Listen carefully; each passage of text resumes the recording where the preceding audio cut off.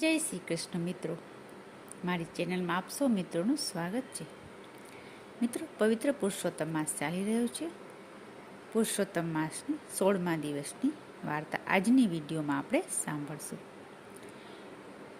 મિત્રો, આપણે ઘણી વખત સમાજમાં જોઈએ છીએ કે કોઈ વ્યક્તિ અન્યાય કરતો હોય, અત્યાચારી હોય, દુષ્ટ કપટી હોય, છતાં પણ તે સુખ ભોગવતો હોય, જ્યારે સત્યના રસ્તે ચાલનાર વ્યક્તિ દુઃખી હેરાન થતો હોય. તો ઘણીવાર પ્રશ્ન થાય કે આવું કેમ હશે? તો એનું કારણ છે કે તે વ્યક્તિના પૂર્વજન્મના સારા કર્મો જ્યાં સુધી હોય ત્યાં સુધી તે વ્યક્તિ ગમે તેટલો કોઈ ઉપર અત્યાચાર કરે, અન્યાય કરે કે પાપ કર્મ કરે તો પણ તેને સુખેથી રહી શકે છે. કેમ કે જ્યાં સુધી તેનું પુણ્ય કર્મ ખૂટી ન જાય ત્યાં સુધી કોઈ તેનો વાળ વાંકો પણ કરી શકતું નથી. અને કોઈ પણ કર્મ હોય, સારું કર્મ હોય કે ખરાબ કર્મ હોય, તેની સાથે તેનું ફળ પણ જોડાયેલું જ હોય છે. આ વાર્તાનો આ જ સાર છે. તો ચાલો વાર્તા સાંભળશું. અને હા, હજી સુધી જો આપણે ચેનલને સબસ્ક્રાઈબ ન કરી હોય તો કૃપયા કરી લેશો અને સાથ સહકાર આપશો. 16મા દિવસની વાર્તાનું નામ છે લક્ષણ વંતા લક્ષ્મીચંદ. એક ગામ હતું. તે ગામમાં લક્ષ્મીચંદ નામના એક વાણિયો રહેતો હતો. તે વાણિયો જન્મો તો ગરીબ ઘરમાં, પણ જાત મહેનત અને આવડતથી દસકામાં તો એ મોટો શ્રીમંત બની ગયો. થોડા સમયમાં ગામમાં તે નગરશેઠ તરીકે કહેવાવા લાગ્યો. તેનો વેપાર દિવસે ને રાત્રે વધતો જતો હતો. સૌ કોઈ નગરશેઠનું ઘર પૂછતા આવતા હતા. પણ લક્ષ્મીચંદ શેઠ એક વાતમાં ભારે ટેકીલો હતો. તેની ટેક હતી કે જો આંગણે કોઈ પણ ભિખારી આવે તો તેને પૈસો કે મુઠ્ઠી અન્ન આપવું જ નહીં, એટલો બધો એ કંજૂસ હતો. જેમ જેમ તેમની ધનવાન લેખે નામના વધતી ગઈ તેમ તેમ ભિખારીઓની સંખ્યા પણ દિવસે દિવસે તેને આંગણે આવવા લાગી. શેઠ ભિખારીઓથી ખૂબ ત્રાસી ગયા અને પોતાની હવેલીમાં એક મોટું ભોંયરું ચણાવ્યું. જ્યારે કોઈ ભિખારી ભીખ માંગવા આવે અને શેઠને કહે કે ભીખ આપો ને શેઠ, ત્યારે શેઠ ચાલાકીથી કહે, ચાલ ભાઈ, જે જોઈએ તે આપું, એમ કહીને લઈ જાય અને ભોંયરામાં લઈ જઈને પૂરી દે. તે ભિખારીને 2 દિવસ ભૂખ્યો રાખે અને પછી કાઢી મૂકે. તે ખૂબ જ દુષ્ટ વૃત્તિનો હતો. આવી રીતે હંમેશા કોઈને કોઈ ભિખારી ભીખ માંગવા આવે અને શેઠ તેને ભોંયરામાં પૂરી દે. હવે આ શેઠની કુટેવથી પડોશીઓ ખૂબ ત્રાસી ગયા હતા. એવામાં પવિત્ર પુરુષોત્તમ માસ આવ્યો. હવે શેઠની પડોશમાં દયારામ નામનો એક બ્રાહ્મણ રહેતો હતો. તેણે પુરુષોત્તમ માસનું વ્રત કર્યું અને આખોય મહિનો ભગવાનને એક જ પ્રાર્થના કરી કે હે ભગવાન, આ શેઠને સદબુદ્ધિ આપો અને ભિખારીઓને આ શેઠના ત્રાસમાંથી મુક્ત કરો. બ્રાહ્મણ ખૂબ જ દયાળુ હતો. તે દયાળુ બ્રાહ્મણનો જીવ શેઠના આવા અત્યાચારી વર્તનથી ત્રાહિમામ પોકારી ઉઠતો હતો. આમ ને આમ પુરુષોત્તમ માસ પૂરો થયો. ખરા હૃદયથી બ્રાહ્મણે પુરુષોત્તમ માસ કર્યો હતો, માટે દયારામને રાત્રે ભગવાને સ્વપ્નમાં દર્શન દીધા અને ભગવાને કહ્યું, વત્સ, તારે શું જોઈએ છે? જે જોઈએ તે માંગી લે. ત્યારે દયારામે હાથ જોડીને બોલ્યા, ભગવાન, શ્રીમંતને તો શું ખાવું તેની ચિંતા હોય અને ભૂખ્યાઓને શું ખાઈશું તેની ચિંતા હોય, તો જગતમાં પ્રભુ આવું કેમ હશે? જો આપ મારા ઉપર પ્રસન્ન થયા હો તો શેઠને સદબુદ્ધિ આપો કે તે ભિખારીઓને ખાવા ભલે ન આપે, પણ તેમના ઉપર આવો અમાનુષી ત્રાસ ન ગુજારે.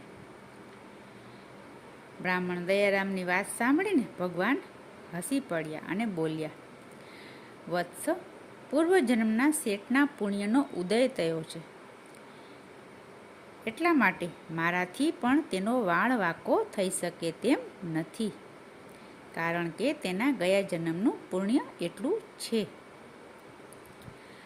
હવે જો તેના હાથે સ્ત્રી હત્યા અથવા તો બાળ હત્યાનું પાપ થાય તો જ તેમનું પૂર્વજન્મનું પુણ્ય પૂરું થાય અને તેની બુદ્ધિ ઠેકાણે આવે.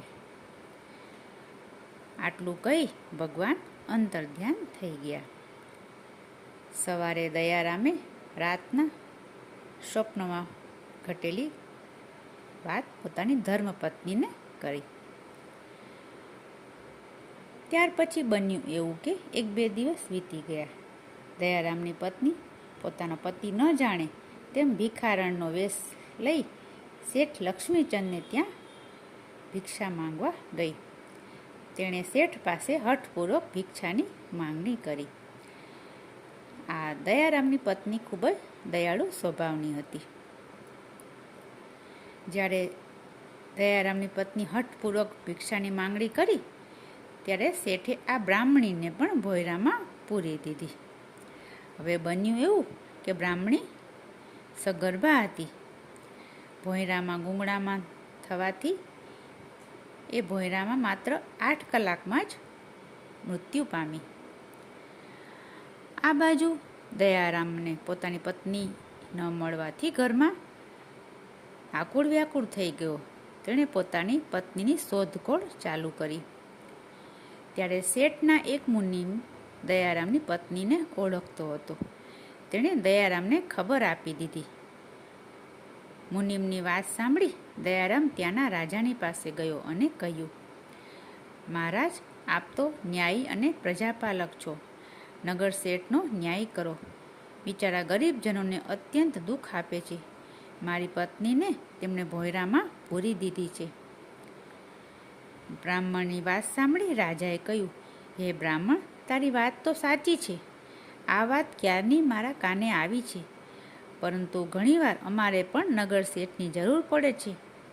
એટલા માટે કોઈ સાબિતી ન હોય ત્યાં સુધી અમારાથી તેમને કોઈ પણ પ્રકારની સજા થાય તેમ નથી.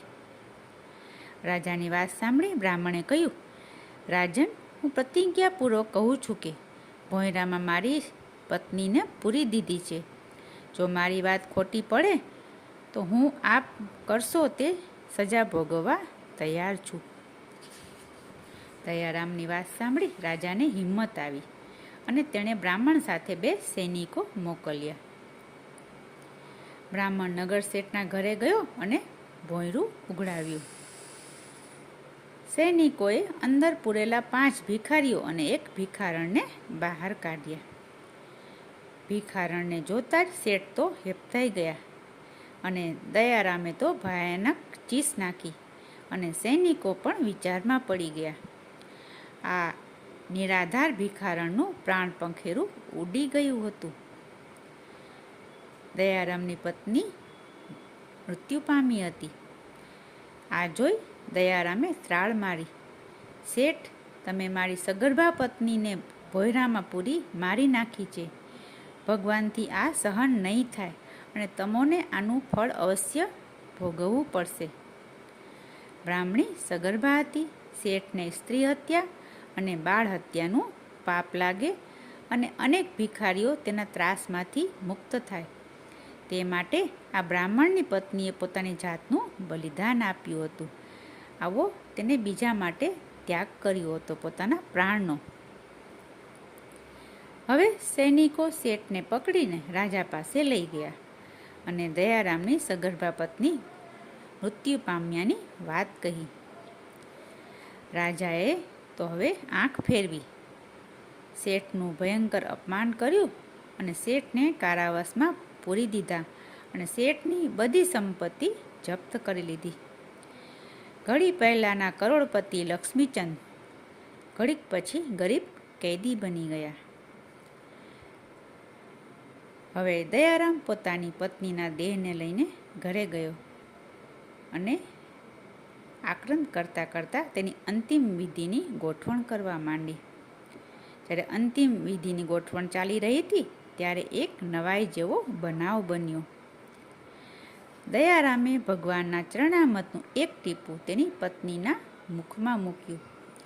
ત્યાં તો તેની પત્ની આળસે મરડીને ઊભી થઈ. બ્રાહ્મણીએ આંખો ખોલી એટલામાં તો એકાએક સાક્ષાત પુરુષોત્તમરાય પ્રગટ થયા.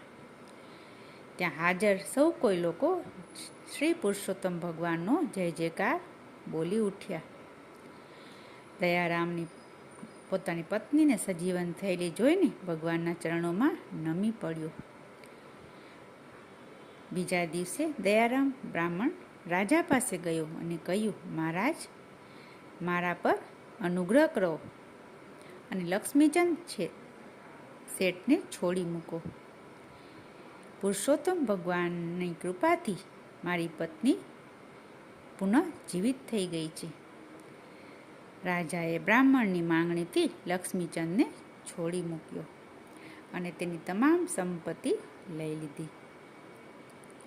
લક્ષ્મીચંદ પોતાના કાળા કરતૂત માટે જીવનભર પસ્તાયો. આખા નગરમાં બ્રાહ્મણીના અસહાય ભિક્ષુકો માટેના બલિદાનના વખાણ થવા લાગ્યા. તો આવો છે પુરુષોત્તમ ભગવાનનો મહિમા. મિત્રો, વિડીયો સારી લાગી હોય તો લાઈક કરશો અને કોમેન્ટમાં જય પુરુષોત્તમ ભગવાન લખશો. ગ્રુપમાં મિત્રોમાં વિડીયોને શેર કરશો. ફરી મળીશું બીજી વિડીયોમાં. ત્યાં સુધી જય પુરુષોત્તમ ભગવાન.